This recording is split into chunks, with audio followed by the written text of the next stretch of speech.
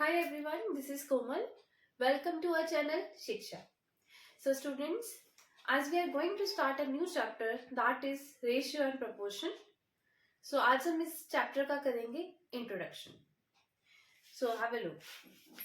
So before starting this chapter, you should understand what is ratio. Ratio होता क्या है? तो आप पढ़ेंगे ratio.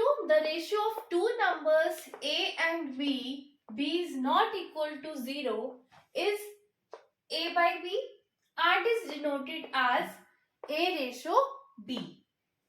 It is read as A is to B, where A and B are called the terms of the ratio. So first point है कि ratio दो numbers की अगर आपको निकालनी है, हमने लेट कर लिया कि दो नंबर्स जो है वो A और B हैं, लेकिन जिसमें B जो है वो 0 के इक्वल नहीं है, उसको हम कैसे लिखेंगे? A अपॉन बी की फॉर्म में, राइट? और हम इसको किससे डिनोट करते हैं? इससे डिनोट करते हैं. इसको हम कैसे रीड करते हैं? A is to B, where A and B are called the terms of the ratio. जिसमें से आपने जो ये लिखी है value A is to B, जिसमें A और B क्या है? इस रेशियो की टर्म्स हैं. Now next point, the first term A is called the antecedent and the second term B is called consequent. ये जो आपने लिखा है इसमें जो A टर्म होती है, फर्स्ट टर्म को हम बोलते हैं antecedent and जो second टर्म है B, this is called consequent. Next है the comparison are made only between the same kind of quantities, that is their units of measurement should be same. Means comparison जब भी आप करते हो दो quantities, मतलब same quantities में जब आप कंपैरिजन कर रहे हो, हमेशा तभी होता है कंपैरिजन आप कर सकते हो अगर उनकी क्वांटिटीज जो है वो सेम तरह की होनी चाहिए. सेम मीन्स उनकी जो यूनिट्स होती है मेजरमेंट की, दैट शुड बी सेम, मतलब वो सेम होना चाहिए.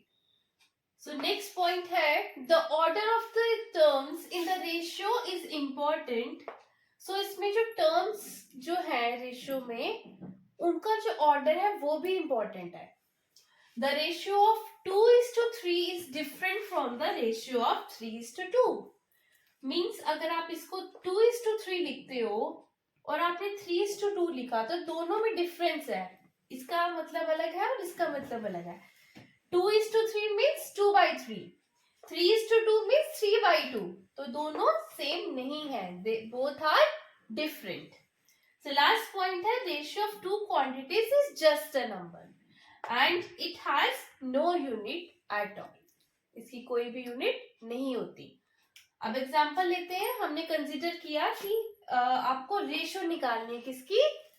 ₹6 to ₹18. इसको हम कैसे लिखेंगे? We will write it like 6/18. Now we will reduce this fraction into lowest form. So 6 ones are 6 threes are 18. तो आपका fraction आया 1/3. It is a reduced form of 6/18. So its ratio is 1:3. Okay. Now students, next is ratio in the simplest form. अब ratio जो है simplest form में आप उसको उसके बारे में समझोगे. So usually the ratio is expressed in its simplest form. A ratio A is to B is said to be in the simplest form if antecedent A and consequent B have no common factor other than 1. Means ज्यादातर जो ratios है वो किसमें express करते हो आप? Simplest form में. मैंने आपको भी इससे पहले पढ़ाया कि रेशियोज, आपको एग्जांपल बताई जिसमें आपने सिंपलेस्ट फॉर्म में रेशियो निकाली. तो हमेशा रेशियो को सिंपलेस्ट फॉर्म में ही एक्सप्रेस किया जाता है. जैसे अगर आपको एक रेशियो दी है A:B, it is said to be in the simplest form. ये तब होगी सिंपलेस्ट फॉर्म में अगर एंटीसीडेंट कौन सा होता है? First term. यहाँ पे फर्स्ट टर्म कौन सी है? A. और consequent means B. B means it is the second term. So अगर एंटीसीडेंट और कॉन्सिक्वेंट जो है A और B, if they have no common factor other than 1, that means they are said to be in the simplest form. Okay students, so अब हम understand करेंगे proportion क्या होता है. What is proportion? So let us take an example. Seema went to the market to buy some apples. So one shopkeeper tells Seema that 5 apples cost rupees 30. Another shopkeeper tells that 8 apples cost rupees 48. From which shopkeeper should Seema buy? आपको मैंने एक आपको situation दी कि सीमा जो है वो market जाती है एप्पल्स खरीदने. एक शॉपकीपर सीमा को कहता है कि 5 एप्पल्स की कॉस्ट है 30 रुपीज और दूसरा शॉपकीपर सीमा को बोलता है कि 8 एप्पल्स की कॉस्ट कितनी है 48 rupees. From which shopkeeper should Seema buy? आपको बताना है किस शॉपकीपर से सीमा एप्पल्स खरीदेगी. तो सबसे पहले आप एप्पल्स की रेशियो निकालेंगे. The ratio of the apples is 5:8. Now the ratio of the cost is 30:48. Right? So हम इसको इक्वल रखेंगे किसके? 5:8 के. सो मतलब 30:48 proportion to 5:8. सो जो आपने ये लिखा है इसमें 5, 8, 30 और 48 क्या है इस प्रपोर्शन की? टर्म्स है. these are the 4 terms of proportion. So we say that the terms 5, 8, 30 and 48 are in proportion. So proportion is a statement that two ratios are equal. So proportion वो statement है जिसमें दो ratios जो है वो क्या होती हैं? Equal होती हैं. Okay. So if two ratios are equal, we say that they are in proportion and we use symbol this or this to equate the ratios. So means अगर दो ratios equal हैं तो that means वो क्या है? They are in proportion. वो क्या है? Proportion है. और हम कौन से symbols use करते हैं? हम इन symbols को use करते हैं two ratios को equate करने के लिए. Next point is in general 4 numbers A, B, C and D are in proportion if A is to B is as C is to D. So 4 numbers हमने लिए A, B, C, D तब proportion होंगे अगर हम इसको इस वे से लिखेंगे. इसको हम कैसे रीड करते हैं? This can be represented as A is to B is as C is to D. हम इस तरह से इसको रीड करते हैं. Next point is ABCD are called the first, second, third and fourth terms of a proportion. मतलब ये जो आपने लिखा है ABCD ये क्या है बेटा? These are the terms of the proportion. तो ये क्या है? इसकी टर्म्स हैं. A is the first term, B is second term, C is third term and D is fourth term. So next, the first and the fourth terms of a proportion are called the extreme terms or extremes. First term और last term, that is fourth term, इसको हम क्या बोलते हैं? These are the extreme terms. इसको हम बोलते हैं extreme terms या फिर हम बोल सकते हैं extremes. Second and the third term are called middle terms or means. जो second term है B और C, इनको हम बोलते हैं मिडल टर्म्स या फिर हम बोल सकते हैं इनको mean.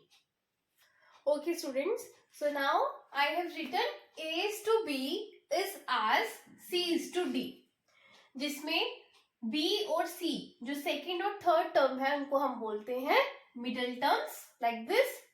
And A and D, A और D means first and fourth term को हम बोलते हैं एक्सट्रीम टर्म्स या फिर extremes. So we observe that हमने क्या ऑब्जर्व किया इससे? हमने ऑब्जर्व किया कि एक्सट्रीम का प्रोडक्ट जो होता है वो मीन के प्रोडक्ट के इक्वल होता है. Means product of extremes is equal to product of means. So that is हम इसको लिखेंगे A by B is equal to C by D, जिसमें हम इसको क्रॉस मल्टीप्लीकेशन से सॉल्व करेंगे. तो B इंटू C जो है that is equal to A into D. Right? So AB CD जो है these are in proportion if and only if AD is equal to BC. तो ये तभी proportion होंगी जब AD जो है वो BC के equal होगा. Okay, so now next is continued proportion. Continued proportion means in a proportion if second and third terms are equal, then the proportion is called the continued proportion. Continued proportion वो proportion है जिसमें second और third terms अगर equal होती हैं तो उसको हम बोलते हैं that is called continued proportion. Example, जैसे I have taken this example 4:8 is as 8:16. इसमें आप देखो सेकेंड और थर्ड टर्म इक्वल है that is 8. So this is called continued proportion.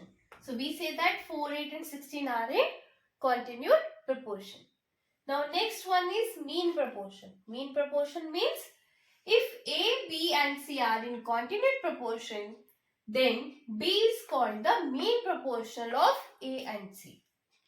अगर B, A and C जो है वो continued proportion में है तो that means B जो है वो क्या होगा A और C का क्या होगा mean proportional होगा. कैसे? I have written A is to B is as B is to C means A by B जो है that is equal to B by C. So cross multiplication से हम करेंगे A into C that is equal to B square.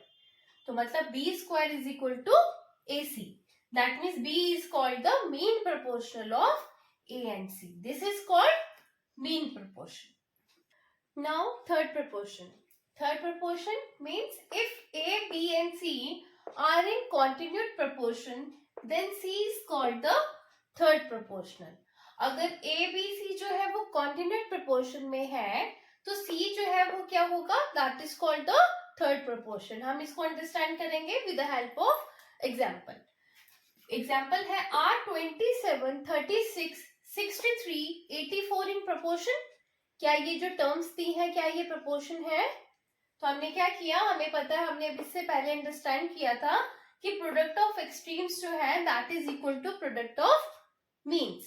Extreme का मतलब है first value and fourth value का product means 27 into 84, right. Product of means का मतलब है product of second and third term that is 63 multiply by 36. So दोनों का product किया, इट्स आंसर इज 2268. यहाँ भी यही आया और 63 मल्टीप्लाई 36 का आंसर भी क्या आया आपका 2268. तो मतलब इक्वल है, राइट. सो हम कह सकते हैं we can say that 27:36 is as 63:84 मतलब दे आर इन प्रोपोर्शन. ये था मेथड 1. मेथड 2 जो है आप इसको इस तरह से भी सॉल्व कर सकते हो कि इन दोनों की रेशियो निकालो, ठीक है, फर्स्ट और सेकंड की. 27:36 इसकी क्या आएगी रेशियो, सिंपलेस्ट फॉर्म में आपने किया तो 27/36 will write it as like this. We will reduce it in lowest form. हम इसको सिंपलेस्ट फॉर्म में कैसे करेंगे, दैट इज इक्वल टू 3/4. इसका आंसर आया 3/4. अब हम नेक्स्ट टू टर्म्स लेंगे, उसकी रेशियो निकालते हैं. 63:84 तो इसको हम सिंपलेस्ट फॉर्म में करेंगे. इसको कैसे लिखेंगे 63/84 और सिंपलेस्ट फॉर्म में आएगा 3/4 मींस 27:36 जो है is as 63:84 means they are in proportion. तो these are the two methods जिससे हमने इसको सॉल्व किया. ये आपने किसके बारे में पढ़ा, थर्ड प्रोपोर्शनल के बारे में. आई होप स्टूडेंट्स आपको वीडियो अच्छी लग रही है तो प्लीज इसको लाइक करें, शेयर करें और सब्सक्राइब करें. और अगर आपकी कोई भी क्वेरी है तो प्लीज कमेंट सेक्शन में आप लिख सकते हैं.